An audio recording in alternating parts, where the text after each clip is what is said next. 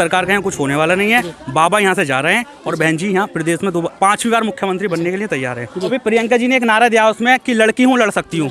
वो नारा अगर किसी पे अगर सही बैठता है, जन जन का ये संदेश आ रहे हैं श्री अखिलेश, अगर ऐसा कुछ होता तो उनकी भाभी शायद बीजेपी में न जा रही होती कि 22 में बाइसाइकिल, ऐसा भी कुछ नहीं। वो नारा हकीकत में क्या था, वो नारा बदल दिया गया है। इनका आप कोई सा नारा ले लें, ये सब बेकार है। ये सरकार पूर्ण रूप से फ्लॉप हो चुकी है। अगर तो आप 7.5 साल तक करके रहते, ये देश जवाब मांगता है। नमस्कार, आप न्यूज़ 94 हिंदी देख रहे हैं। मैं हूं आपके साथ चेतन मुरादाबादी।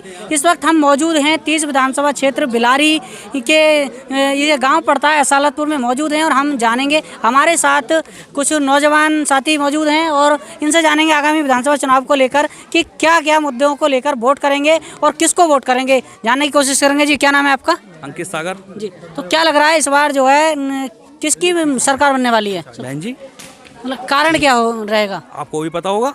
क्या कारण है? ये सरकार वर्तमान में प्रदेश सरकार पूर्ण रूप से फेल हो चुकी है। इस सरकार का यहाँ कुछ होने वाला नहीं है। बाबा यहाँ से जा रहे हैं और बहन जी यहाँ प्रदेश में 5वीं बार मुख्यमंत्री बनने के लिए तैयार है। जी। जैसा कि आप बहन जी की बात कर रहे हैं, तो जैसे कि नई नई पार्टियां आ रही हैं नए नए नारों के साथ, तो उनसे क्या फर्क पड़ेगा? देखो, अगर नारे की बात करें तो आप अगर किसी पार्टी का नाम लेकर के बताएं तो मैं आपको अच्छे से बता पाऊंगा कि कौन सी पार्टी का क्या नारा और उसकी पीछे की सच्चाई क्या है। जैसे कांग्रेस पार्टी की बात ले लें तो अभी प्रियंका जी ने एक नारा दिया उसमें कि लड़की हूँ लड़ सकती हूँ।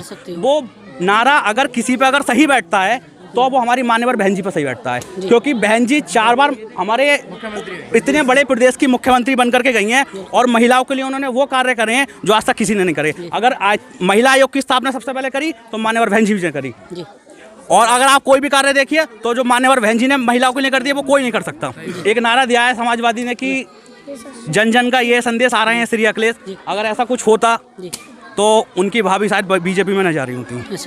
तो ऐसा कुछ नहीं है। उनका एक नारा और है कि 22 में बाइसाइकिल, ऐसा भी कुछ नहीं। वो नारा हकीकत में क्या था, वो नारा बदल दिया गया है। 22 में बसपा, 22 में बसपा थी, उन्होंने बाइसाइकिल जोड़ दिया है, वो गलत है। उनका एक नारा और था कि काम बोलता है। अगर उत्तर प्रदेश में अगर किसी का काम बोलता है तो मान्यवर बहन जी का बोलता है। आप जा करके देख लीजिए, ये टाइल्स लगी हुई है, ये टाइल्स लगी है, ये सड़क पड़ी हुई है, ये सड़क बहन जी के जमाने की पड़ी है, ये लाइट जल रही है बहन जी के जमाने की जल रही है। बहुजन समाज पार्टी को जैसे कि अगर देखा है तो मीडिया भी नहीं दिखा रहा है, बहुत ज्यादा पीछे दिखा रहा है। मीडिया का दिखाना या ना दिखाना वो एक अलग बात है। हम 2012 में हमें जो वोट परसेंटेज मिला वो 2017 में कुछ कम रहा। उसके बाद में 2017 में हम 2nd नंबर की पार्टी हैं। मीडिया दिखाए या ना दिखाए, दिखाने से कुछ होने वाला है नहीं, दिखाने से कुछ होने वाला नहीं है। हमें 0.25% अखिलेश से ज़्यादा थे और हम इस बार भी चुनाव में सबसे फर्स्ट नंबर पर आ रहे हैं। बहन जी पूर्ण रूप से सरकार बना करके लेके जाएंगे। आप अगर बीजेपी वालों की बात करो, इन्होंने जो सारे के सारे नारों के साथ ये उत्तर प्रदेश में चुनाव लड़ रहे हैं, ये सारे के सारे नारे बेकार हो चुके हैं। इनका कुछ यहाँ होने वाला नहीं है। इनका आप कोई सा नारा ले लें,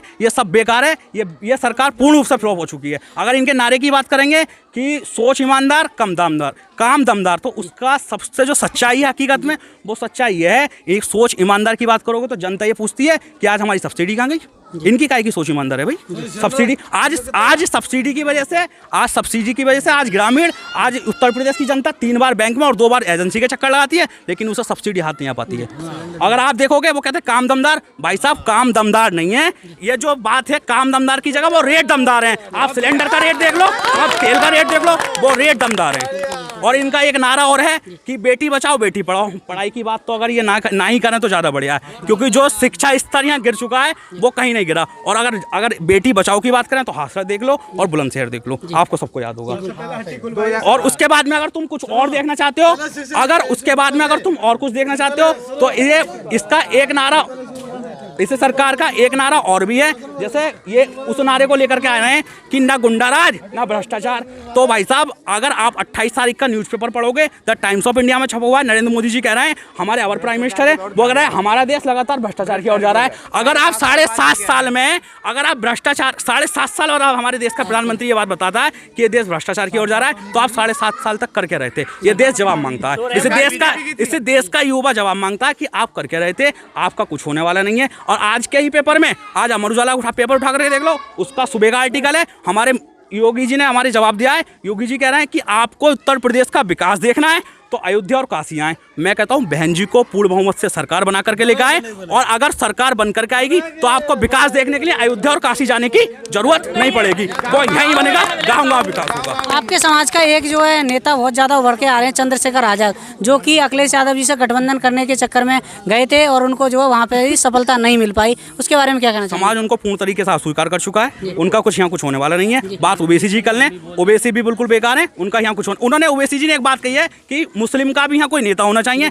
अगर आप बात करें, बहन जी आज सबसे ज्यादा अगर सबको किसी को टिकट देती हैं तो ममता को देती हैं। बहुजन समाज पार्टी सभी की पार्टी है, वो किसी एक वो सर्वजन को साथ लेकर के चल रही है, बहुजन समाज वाली पार्टी। अब बहन जी पर कभी कभी आरोप भी लगाए गए कि बहन जी ममता राजनीति कराती हैं। बहन जी सभी पार्टी को सभी समाज को साथ लेकर के चल रही हैं। आज भी आप टिकट बंटवारे में देख लें, बीजेपी ने किसी एक को भी ममदन को 403 सीटों में से नहीं लड़ाया है, और बहन जी ने ब्राह्मण, मुस्लिम, दलित सबको टिकट दिया है, इसलिए बहन जी सबकी पार्टी है। अगर चंद्रशेखर की बात करी जाए तो चंद्रशेखर जब आजाद ने जब पार्टी नहीं बनाई थी तो उससे पहले, मेरी बात सुने, उससे पहले बहन जी का नाम ज्यादा लेते थे। लेकिन इस बार अभी एक पत्रकार ने पूछा था चंद्रशेखर से कि मुख्यमंत्री के रूप में किसे देखना चाहते हैं, तो उन्होंने प्रियंका गांधी का नाम लिया था। आप स्वयं जानते हैं कि चंद्रशेखर आजाद, मैं आपको इतना बताऊंगा, वो गोरखपुर गए हैं। मैं ये नहीं कहूँगा कि वो योगी को हराने के लिए गए या योगी को और ज़्यादा वोटों से जिताने के लिए गए। आप स्वयं जानते हैं कि रावण जो है वो किसके आदमी है और वो कहाँ किसके इशारे पर चल रहे हैं, ये सारा हिंदुस्तान जानता है, ये सारा दलित समाज जानता है, और उनका यहाँ उत्तर प्रदेश में कहीं कुछ होने वाला है नहीं, वो घर चले जाएँ। हमारी एक नेता थी, बहन जी थी, बहन जी है, बहन जी रहेंगी। बहन जी 22 में आ रही हैं, और मैं अपनी बात को, मेरे बाद में बहुत सारे लोग यहाँ लाइन में हैं,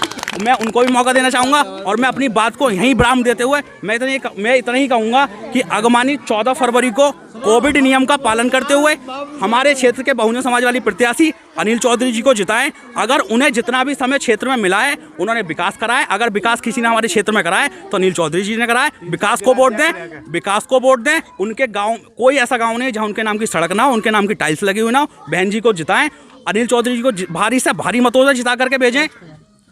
अनिल चौधरी जी को भारी से भारी मतों में जिता करके भेजें, जिससे हमारी बहन जी के हाथ मजबूत हैं और इससे गांव का, इस क्षेत्र का विकास हो सके।